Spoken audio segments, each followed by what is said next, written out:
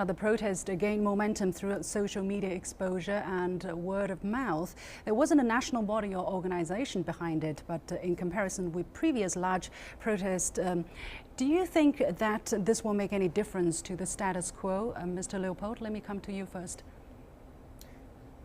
Yeah, I do. Look, what we're seeing here is a spontaneous reaction to some of the most draconian, mean-spirited immigration policies ever in this country. You know, we saw people detained at airports several weeks ago because they carried passports from Muslim countries. Now we're seeing dreamers, young, undocumented immigrants who have protection under DACA, detained. And apparently there's serious reports that immigration and customs enforcement agents actually doctored legal paperwork to make this young man in Seattle that they arrested, this dreamer, look like he was in a gang. There was arrest of a transgender woman in a courthouse. Again, more disinformation coming out of immigration agents. And I think what we're seeing across the country is a spontaneous reaction to the mistreatment, to the, I would say, argue persecution of immigrants by a president who ran for 15 months on three main promises. One, to build a wall. Two, to deport 11 million undocumented people. And three, to ban Muslims.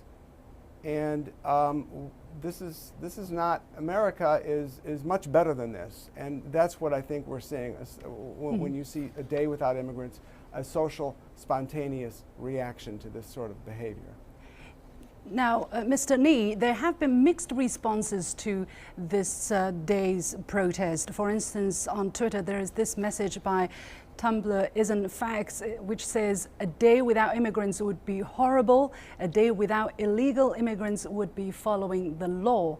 Do you think the protest will help change public perception of immigration? Will the public be more sympathetic to the difficulties implied? I think it's important to take the long view of American immigration history. Since 1965, the United States has had among the most liberal immigration law in the world that provided equal quota for all countries and which overturned the past immigration law that was exclusive of other people from non-Western countries. So I think that needs to be taken into perspective. And the issue is not whether immigration is being banned. It is really because there's strong bipartisan support for legal immigration to the United States. I don't think that's being questioned.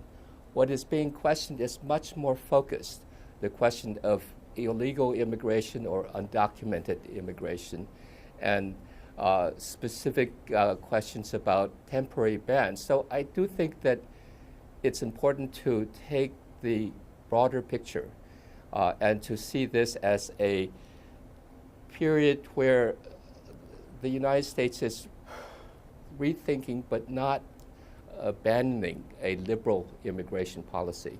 Mm-hmm. Mr. Leopold, well, can I push back against that a little bit? Of course, please go ahead. I'd like to push back against that. Go ahead. I think that's fundamentally wrong.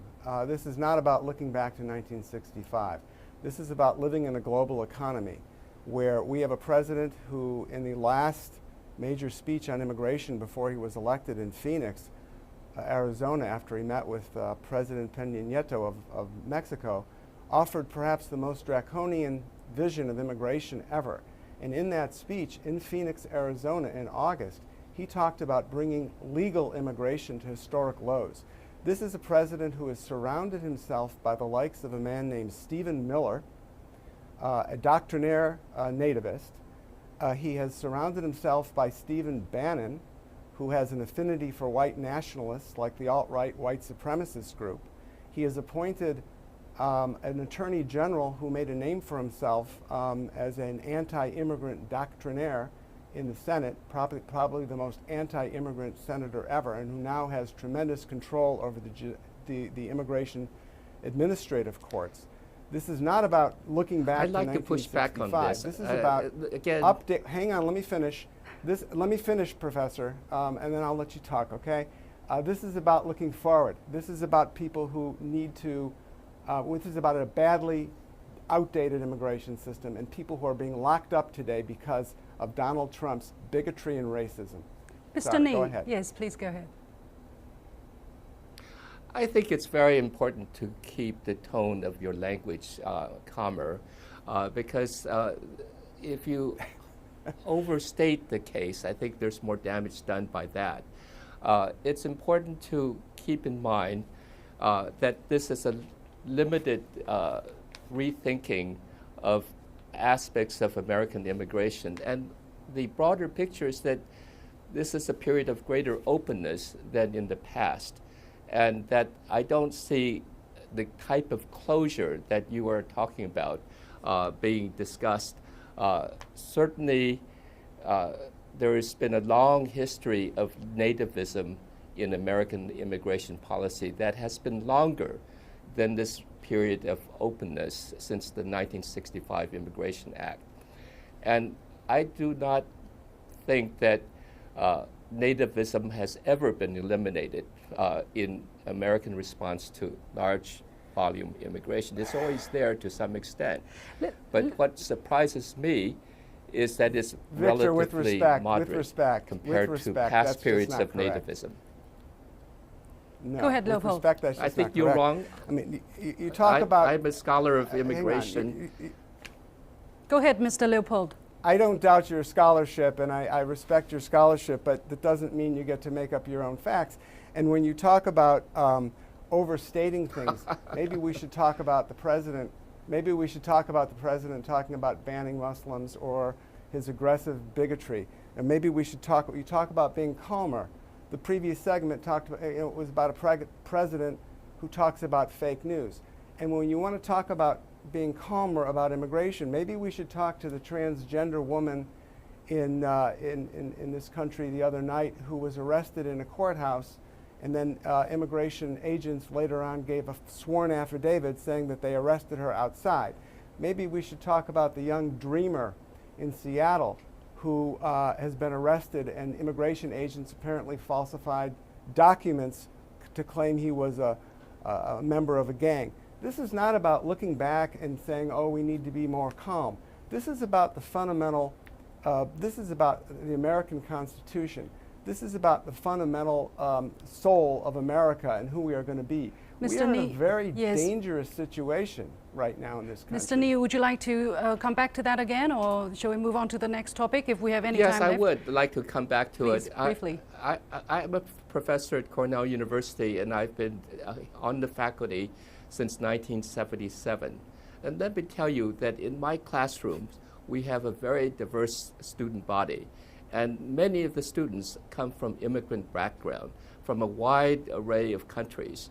And our campus is reflecting the immigration since 1965 in the second generation of that immigration in our classrooms. And you point to very specific isolated incidents.